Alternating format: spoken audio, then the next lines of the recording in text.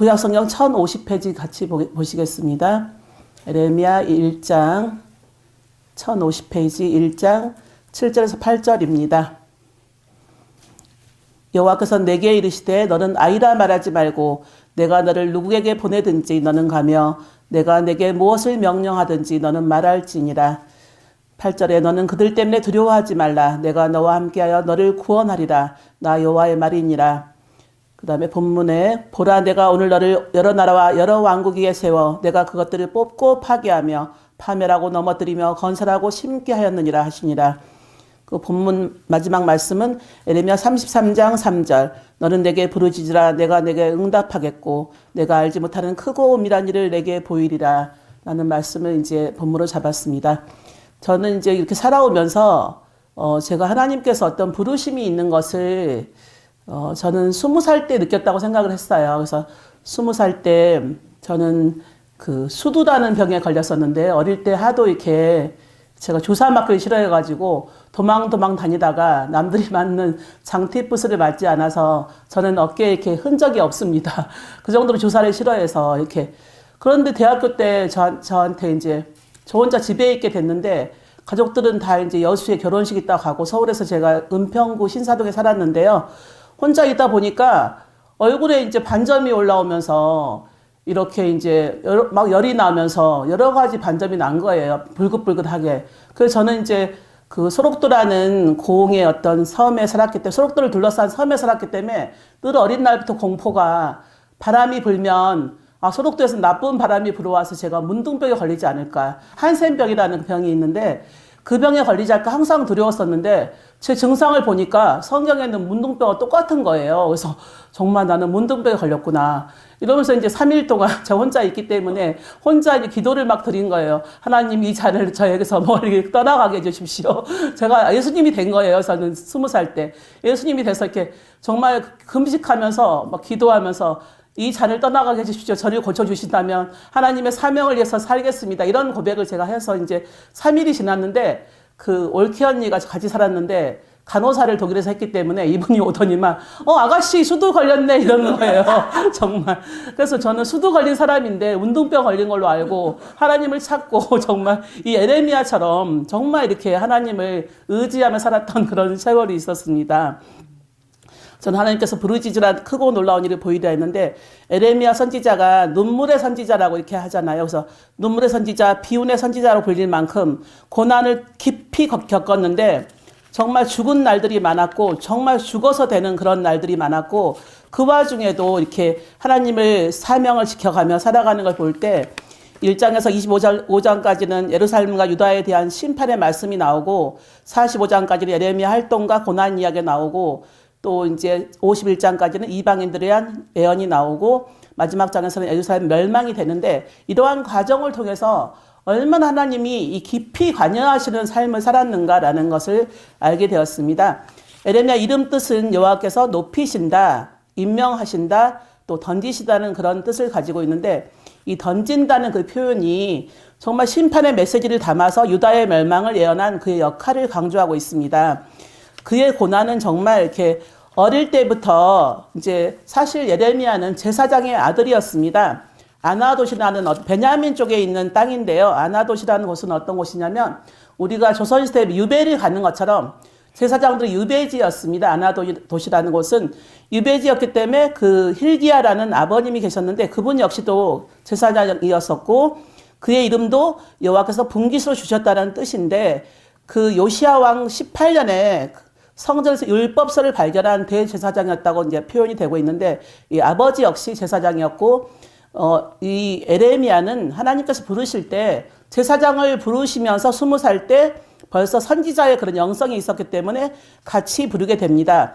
그럴 때 이 말씀에 나오는 것처럼 나는 아이라서 이렇게 하나님을 선포할 수 없다라고 말을 하죠. 저희는 이제 무엇을 말해라 이렇게 하나님이 말씀하고 두루마리에 이제 입에다 두루마리를 넣어줬다는 표현이 있는데 이렇게 말씀을 넣어줬는데도 나는 아이다, 나는 못한다라고 말할 때가 있어요. 저희도 마찬가지고 목사님들이나 또 이렇게 사명을 가지는 분들도 이렇게 어릴 때 부름을 받았을 텐데 그럴 때 나는 못합니다, 환경이 안 됩니다 이렇게 했을 분들도 많이 계신 것 같아요. 그렇게 본인들이 원치 않든 원치 안 하든 이렇게 어떤 부르심을 받으면 하나님께서 말씀을 해주시는 건데 그런 것들을 우리가 못 느끼고 살아갈 때가 많이 있는 것 같아요. 그래서 에레미야 같은 경우는 이제 그렇게 아나돗이라는 그곳에서 태어났는데 20살에 열방의 선지자로 지명이 되었습니다.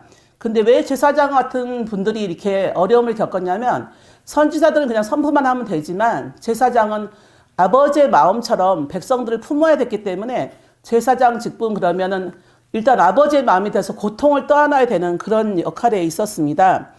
왜 그러냐면 유다가 이제 멸망으로 치닫는 그런 시대였었고 이미 이집트가 함락이 되고 또 바벨론 제국이 들어오면서 이제 그쪽에 그 5대 제국이 있다면은 굉장히 많은 그 나라들이 이미 이제 바벨론의 그런 포로가 되었고 그때 우리가 성경에서 보면은 뭐 1차 포로, 2차 포로, 3차 포로 나오지만은 그런 일들이 있었던 시대에 살았던 사람이고 바울 역시도 이렇게 결혼을 하지 않고 살았지만 에레미야 역시도 42년간 결혼하지 않고 살았어요.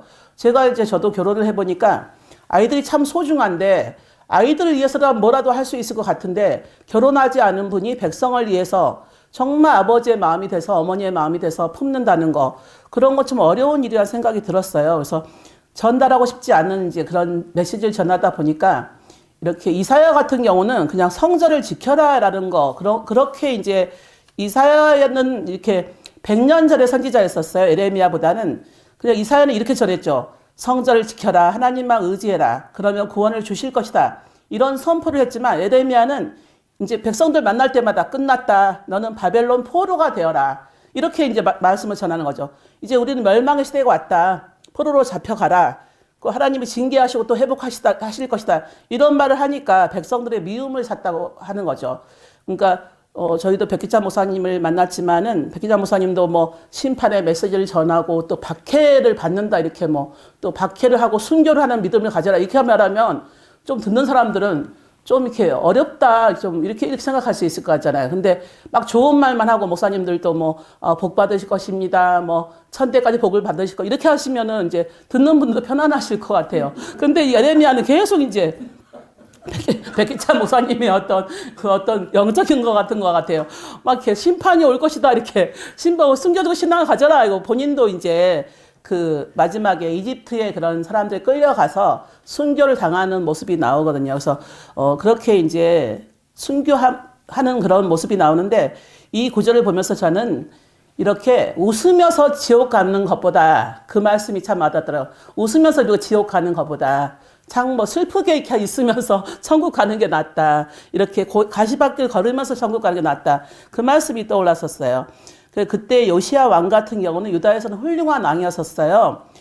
물론 므낫세 왕 때 태어났지만 요시야 왕은 훌륭한 왕이었었고 8살 때 왕이 돼서 31년간 통치를 하였고 영적 개혁을 단행했던 그런 왕이었었는데 국제 정서가 너무 안 좋다 보니까 바벨론의 나보풀사상 그런 왕이 또 아수르를 위협하고 니느웨라고 있잖아요. 니느웨 수도를 점령하고 이렇게 바벨론의 세상이 되었고 그리고 정말 놀라운 거는 그 시대 사람들이 우리가 이제 출애굽해서 가나안 땅으로 가면 그냥 괜찮을 줄 알았는데 바알신을 막 숭배하잖아요.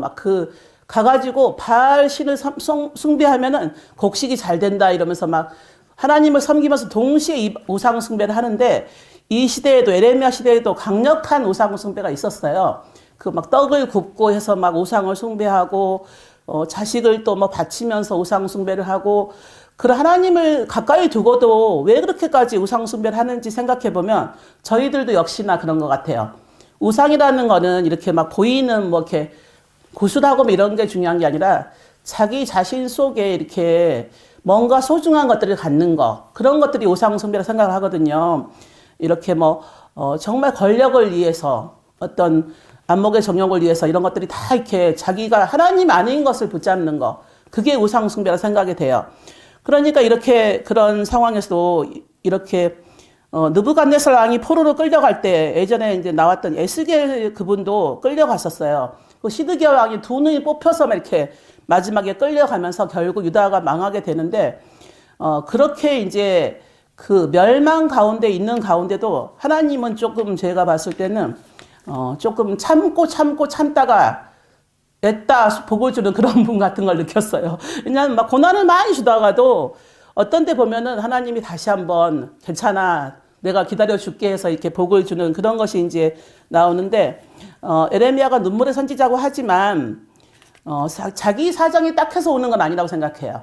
내 사정이 딱해서 우는 거랑 백성이 좀 슬퍼서 우는 건 다르거든요. 그래서 자기 사정이 딱해서 우는 울음은 아니다. 백성들이 앞으로 흘릴 눈물, 또 잘못한 백성을 때리는 아버지의 마음, 어쩌면 이 시대의 사람 같아요. 이스라엘의 그런 역사가 우리나라 역사랑 비슷하다고 많이 말씀하시는데, 정말 우리가 잘못해서, 우리 한국 백성이 잘못해서 곧 하나님이 때리실 것이다, 이런 것들을 계속 말씀하고, 우리 열방 선교교회에서도 계속 이렇게 말씀하고, 어제 했던 그 목사님의 책에서도, 하나님의 계시에서도 말씀하시는데, 잘못할 백성은 때리는 하나님. 그래서 그 아픔이 있는 것은 정말 그 참담하지만 또 다시 또 우리에게 언약이, 새 언약이 있다는 것을 말씀해주고 있습니다. 우리가 어떤 고난을 당하고 이렇게 하면은 그 두려운 그 길에 영광의 길이 기다리고 있는 것을 많이 느낍니다. 그래서 에레미야가 정말 때리고 이렇게 돌을 맞고, 백성한테 돌을 맞고, 동족에게 돌을 맞죠. 돌을 맞고 또 그 진흙구덩이에 막 떨어져 갖고 죽음을 경험하고 성전 뜰에 가두고 정말 편안하지 않은 날이 없습니다. 근데 자기 백성한테 이렇게 고통을 당하는 거잖아요. 그래서 자기 백성한테 고통을 당하는 거는 일반 남이 하는 것보다 더 이제 크다고 생각이 됩니다. 그런데 이렇게 제가 어떤 그 글을 봤는데, 우리가 그 전쟁이나 6.25 전쟁이 날 때 38선에 어떤 교회가 있었대요. 근데 그 교회가 이렇게 다른 사람들이 그냥 이런 시선을, 하나님의 시선을 느끼지 못할 때 그 교회가 하나님의 시선을 느껴갖고 그 38선 거기에 있는 교회가 전체 다 순교를 당한 그런 글을 본 적이 있거든요. 그래서 하나님의 어떤 강건하심이 있으면 죽음을 고사하고 이렇게 하나님이 믿는 그런 분들이 있는 것을 알게 됐어요.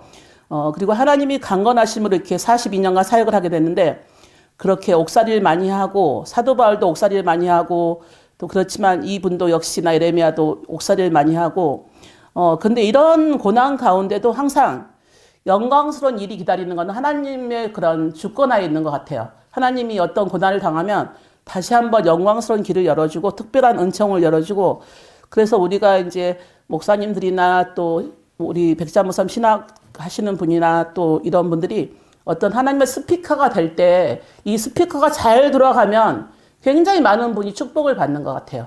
그래서 그 축복 속에 우리가 있는 것을 알면 좋은데, 이렇게 적은 교회 뭐 성도들이 적고 하지만은 축복을 많이 주시는 걸 제가 많이 느끼고 있습니다. 그래서 왕이 되려면 왕관의 무게를 견디라는 그 말이 있는데, 정말 이 왕이 됐을 때 그 왕관의 무게를 견디지 못하는 분들은 우리나라 역사를 봐도 굉장히 그냥 하찮은 그런 왕이 되는 것 같아요. 정조 그 임금님이라든지 이런 분들은 나라를 위해서 많이 이렇게 공헌을 하고 이랬잖아요. 그래서 어쩌면 이 에레미야 같은 분도 우리나라로 치면 정조가 아닐까라는 생각을 해요. 그리고 저는 이제 예전에 성경책을 중학교 때 접했지만, 왜 성경책에는 우리나라 사람 이름이 없을까, 이것도 고민했었거든요. 왜 베드로, 바울 이런 이름만 있고 그냥 번역할 때 우리나라 이름을 좀 몇 명 이름을 섞어주지, 막 이런 생각을 했었어요. 정말 이렇게 성경책에 우리나라 사람 이름이 있으면 얼마나 이렇게 정감이 있고 한 번 더 보고 싶고 그럴까. 한글 그 번역할 때 좀 이름을 넣어주지, 막 이런 생각도 했었거든요. 그런 것처럼 에레미야는 1장을 통해서 자기가 이제 아이라 말하지 못한다 하니까 하나님이 사명을 부어주셨거든요. 모세가 호렙산에서 이렇게 임재가 있는데도 도망가려고 했던 그 모습이 생각났어요. 호렙산에서 모세가 막 이렇게 도망가니까 떨기나무를 통해서 이제 하나님이 임재를 보여주는 것처럼, 우리가 변질되지 않는 삶을 사는 게 우리 에레미야를 통해서 느끼는 거라고 생각을 해요. 우리가 이제 살아가면서 변질이 될 때가 있어요. 하나님을 멀리하고, 이렇게 우리가 하나님이 빚은 그릇이고 창조물인데 그 역할을 하지 않고 이렇게 딴 길로 가는 그런 성도도 있고, 저도 역시 그런 적이 있고, 이래서 돌아오고 이렇게 하는데, 이렇게 에레미야 하나님께서는 위로하고 격려하는 것을 느끼게 됩니다. 그리고 이제 환상을 보여주시면서 끓는 가마 환상과 살구나무 환상을 보여주세요. 그래서 제가 이제 이렇게 에레미야를 보면서 정말 드라마 같고 또 수필 같고 정말 문학 작품이 이 속에 있구나라고 느끼는데, 이 가마, 끓는 가마 환상은 북쪽에서 이렇게 기울기 때문에 이 가마가 기우는 것은 이제 전쟁이 임한다는 것을 보여주고 있고, 또 이렇게 살구나무 환상은 살구꽃이 이제 그 아몬드 꽃이라 하는데 봄에 제일 먼저 핀다고 하잖아요. 그래서 그런 것이 이렇게 우리에게 가장 일찍 꽃을 피우면서 그 난리 중에도 봄이 온다는 걸 표현해 주고 있거든요. 그래서 심판이 임박한다. 그대로 된다. 그런데 그 아름다운 그 봄이 됐을 때 지독하게도 산마다 들마다 우상 숭배를 하고 있으니 하나님의 마음이 얼마나 아프고, 이렇게 하나님이 이동할 때마다 멸절이라 해서 멸망이 막 이루어지는 거예요. 멸망이. 그걸 모르고 하나님이 이렇게 바람을 휙 불면은 멸망이 오는 걸 모르고 그렇게 돌아오지 않는 그 이스라엘 백성들. 그래서 역사의 주인이 하나님이라는 것을 말씀드리고 싶고요. 또 회개하라는 말씀이 끊임없이 나오는데 예레미야 3장 12절에 여호와께서 이르시되 배역한 이스라엘 돌아오라. 3장 14절에 돌아오라. 또 3장 22절에 배역한 자식들아 돌아오라. 내가 너희의 배역함을 고치리라고 말씀하셨어요. 배역한다는 것은 굉장히 부정적인 얘기죠. 아주 배은망덕한 그 불효자들한테 하는 말 같은 건데, 그런 것들이 배역한 자식들이 돌아와라. 하나님께서 그렇게 말씀하셨어요. 그래서 예레미야를 통해서 이렇게 그렇게 말씀하시고 또한 이렇게 심판을 예고하면서 항상 하나님께서는 또 새로운 언약을 보여주세요. 23장 5절 6절에서는 보라 때가 이르리니 내가 다윗에게 한 의로운 가지를 일으킬 것이다. 그가 왕이 되어 지혜롭게 다스리며 세상에서 정의와 공의를 행할 것이며 그의 날에 유다는 구원을 받겠고 이스라엘 백성들은 편안히 살 것이며 그의 이름 여호와 우리의 공의라 일컬음 받으시리라. 하나님은 공의의 하나님이시기 때문에 이 심판 가운데서 항상 새 언약을 말씀해 주세요. 비전을 말씀해 주시고, 저는 이제 말 중에 좀 좋아하는 말이 밤이 깊으면 새벽에 가까운다는 그런 표현이 있고, 또 어두운 터널을 통과해야지 빛이 온다는 말씀이 있는데, 그런 것처럼 우리한테 신앙이라는 건 좀 이런 거라고 느껴요. 하나님께 부르짖는 신앙, 그게 하나님께 돌아오는 길 같아요. 부르짖지 않으면 이게 신앙이 아니라고 생각을 해요. 부르짖고 찾을 때 신앙인 거지, 크고 비밀한 일을 이제 33장 3절에서 보인다고 했는데, 아까 처음에 본문 말씀에서 부르짖으라라고 말씀하셨는데 아마 이 예레미야는 부르짖는 사람이었고 하나님은 응답하는 하나님이고 이걸 보여주시는 것 같아요. 그래서 이렇게 부르짖으면 크고 비밀한 걸 보여준다. 그 70년 뒤에 해방을 약속하셨고 이 크고 비밀한 일이 뭔가라고 제가 살펴봤더니 성과 성전이 회복될 것이며 셀 수 없이 번성하게 될 것이며 이렇게 하나님이 이렇게 우리에게 구원의 희망 메시지를 주면서 이 희망이 바로 예수님의 그런 메시아가 나타난다는 걸 말씀해주고 있는 것 같아요. 그래서 북이스라엘 멸망했고 또 이집트로 끌려가 순교한 그런 예레미야가 있었지만 정말 하나님이 새 언약을 주시면서 메시아가 오실 것이다. 그 의의 열매가 오실 것이다. 그렇게 말씀하시고 의의 가지에서 난다. 또 다윗의 씨로부터 이새의 뿌리로부터 이렇게 우리가 예수님이 난 것처럼 그러한 것들을 보여주고 있습니다. 그리고 저희가 예레미야 29장 7절에서 너희는 내가 사로잡혀 가게 한 그 성읍의 평안을 구하고 그를 위하여 여호와께 기도하라. 이는 그 성읍이 편안함으로 너희도 편안할 것이다. 그래서 이렇게 예레미야를 통해서 하나님께서는 이렇게 성취하는 하나님, 다급할 때 예수님을 부르면 셀 수 없이 번성하게 하며 바다가 열리고 죽은 사람을 살릴 것이다. 또 광야를 열고 홍해를 가른 것처럼 그런 하나님은 우리에게 그 공의를 행하실 것이다. 처음과 끝이 하나님이기 때문에 완전하게 하신 분도 하나님이고 그런 것을 예레미야를 통해서 보여주는 것 같아요. 정말 성취하는 하나님, 세상이 우리를 바꾸는 하나님, 생수를 주시는 하나님, 또 우리가 고레스의 마음 바꾸듯이 그렇게 바꿔주는 하나님, 또 바로의 마음을 강팍하게 해서 우리를 구원해 주시는 하나님, 이렇게 해서 이렇게 말씀드리고, 오늘 제가 말씀드리고 싶은 거는 그 사울왕이 있고 다윗이 있으면 사울왕은 사실 잘생기고 키도 크고 또 머리 하나만큼 크고 잘생겼다 하잖아요. 근데 다윗을 봤을 때는 그렇게 키도 작고 또 양치기 하고 이렇게 우리가 보는 그 사람의 기준이라는 거는 그냥 얼굴을 보고 질투하는 것 같아요. 얼굴을 보고 이 사람 잘생겼다, 못생겼다 이렇게. 그렇게 하는데 또 어떨 때 보면 걸치는 옷 같은 거. 사울은 막 왕의 모습을 쫙 갖추고 있고 다윗은 또 양치기를 하고 있고 이런 모습. 그런 것들을 하는데 제가 딱 들었던 그런 느낌은 이제 어떤 말씀에서 들었는데 다윗이 가진 것은 은혜였던 거예요. 하나님의 은혜를 가지고 있는 사람을 사울은 질투했다는 말씀이 있더라고요. 그래서 그런 걸 볼 때 우리가 하나님의 은혜를 가진 사람은 왠지 좀 더 멋있어 보이고 우리 신앙심을 가지고 이제 제가 이제 40몇 년 동안 교회를 다녔는데 정말 어떤 할머니한테는 모습이 정말 초라해도 주님의 향기가 나는 그런 분이 계세요. 할머니인데 이렇게 막 그렇게 하고. 근데 화려한 어떤 권사님의 모습에서는 또 그분한테는 또 신앙이 없는 것처럼 보일 때가 있거든요. 그게 부르짖음의 차이 같아요. 제가 아까 말씀드렸던 뭔가 간절한 사람한테는 뭐가 강력하게 보이고 이분은 하나님 말고는 없는 그런 할머니. 그런 할머니한테는 정말 하나님의 향기가 보이고 또 되게 가진 것 같은데 이분한테는 그렇게 질투나지 않는 게 있어요. 그냥 여호와의 향기가 있는 사람은 되게 은혜가 참 질투난다. 저 사람 하나님 복 줬으니 질투난다 이런 거고 뭐 돈이 많다고 해서 막 질투나는 건 아니고 이런 것도 있는 것 같아요. 그 믿음의 대상이 참된 신이냐 아니냐 이런 거 참된 신이 아닌데도 막 그냥 숭배를 하잖아요. 제 친구 중에는 막 대순진리에도 막 숭배하더라고요. 근데 참된 것을 아닌 것에 막 목숨을 거는 분들이 있으세요. 그런 분들이 은혜롭지가 않아요. 질투도 안 나고.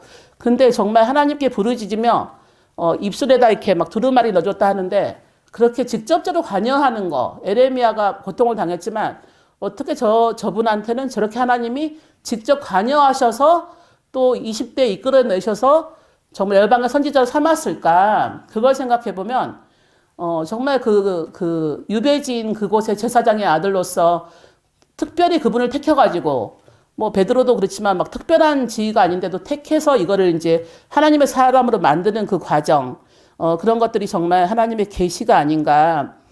제가 노아라든지 엘리야라든지 다니엘 이런 사도 요한 이런 분들 보면은 정말 계시로 가득하고 부르짖는 다가 역사를 일으킨다. 제가 이 말씀을 준비하면서 에레미야를 통해서 느끼는 거는 우리는 하나님의 시선으로 이 땅을 봐야 되겠다. 자기 동족이 이렇게 멸망되는 것을 그냥 지나칠 수도 있는 문제인데 내 아들 일도 아닌데 내 백성일 뿐인데 그렇게까지 자기 목숨을 다해서 이렇게 하나님을 섬기고 또 거부를 어릴 때는 했지만 그런 과정에서 처음과 끝을 이렇게 안전하게 하는 하나님을 의지했구나라는 걸 알게 되고 또 그러한 자들에게 축복을 주는 하나님을 느끼게 되었습니다. 그래서 오늘 에레미야를 통해서 정말 부르짖는 자에게 축복이 오고 또 여호와를 우리가 경외하며 정말 천국을 소망하며 정말 우리가 가시밭길을 갈지라도 소망하는 자에게 복을 주시는 하나님을 제가 느끼게 되었습니다. 우리 이제 열방 성격에서 이렇게 기도 예배를 드리게 됐는데 이 작은 곳에서도 하나님의 은총이 있기를 바라며 오늘 말씀을 마치겠습니다.